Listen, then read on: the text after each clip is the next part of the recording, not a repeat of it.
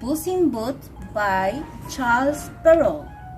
Once upon a time, there was a miner who had 3 sons, and when he died, his estate was divided among them.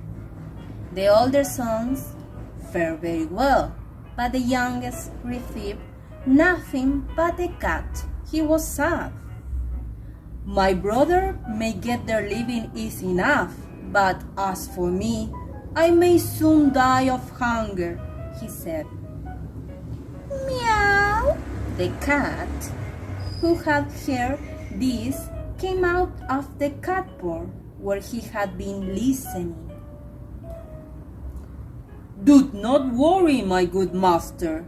You have only to give me a bag, a hat, and a pair of boots made for me, and you shall see that your portion is not so bad as you imagine it to be," he said. The cat master obtained a bag, a hat, and a pair of boots, and watched the cat leave the place with the bag over his shoulder. Then he went to a warren in which there were a great number of rabbits. He put some vegetables into his bag and waited for some innocent rabbits to feast on. Soon 2 young rabbits jumped into his bag, and Puss in Boots drew the string and caught them. He was very proud of his prey, and he hurried with it to the palace and asked to speak to the king.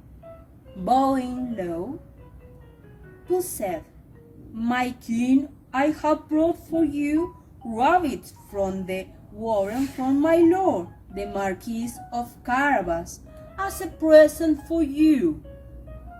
The king was much pleased and said, "Tell your lord Marquis of Carabas that I accept his present with pleasure." In this manner, the cat continued to carry some present to the king at least once a week for 2 or 3 months. Then, one day, Puss in Boots said to his master, "If you will only follow my advice, your fortune is made. Go to the river and battle just where I show you." The Marquis of Carabas did exactly as the cat advised, and while he was bathing, the king passed by, riding in his coach with his beautiful daughter. Then Puss in Boots started to cry out, "Help! Help! My lord Marquis of Carabas is going to be drowned!"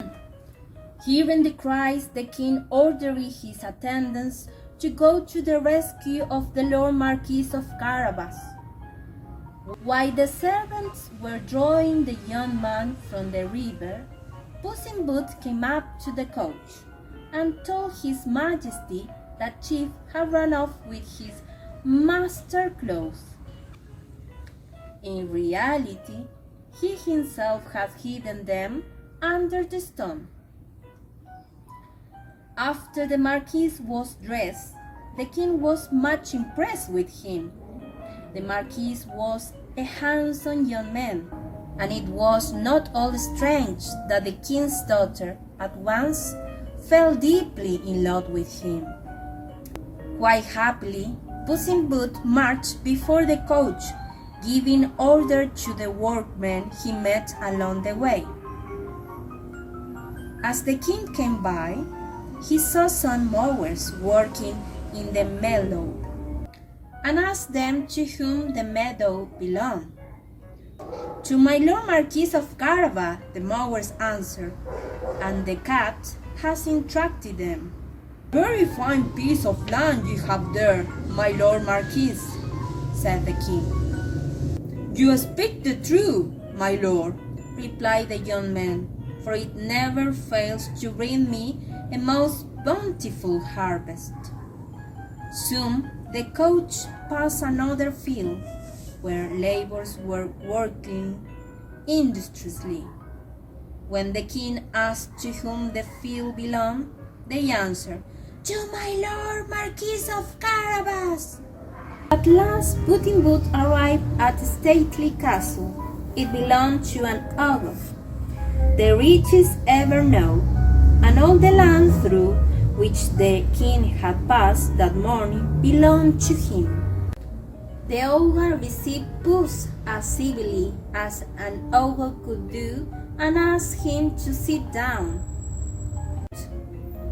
"I had been told," began Puss in Boots, "that you are able to change yourself into any kind of creature that you have in mind to, for example, transform yourself into a lion, an elephant, or the like." "That is true," answered the ogre, "and to convince you, I shall now become a lion." The cat was terrified. He jumped into the roof, and then the ogre transforms again into his form. The cat came back, and he said, "Can you transform in the smallest animal? For example, a rat, a mouse?" "It is impossible for you," the cat says.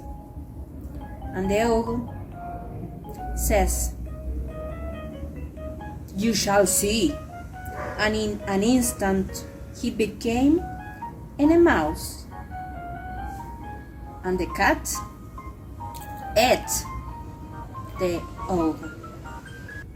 The king appeared in the castle of the ogre and asked to the Lord Marquis of Carabas, "Is this beautiful and marvelous castle yours?"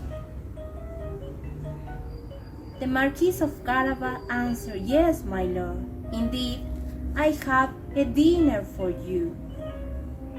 Come and sit with us." And the king asked the Lord, "Do you want to get married with my beautiful daughter?"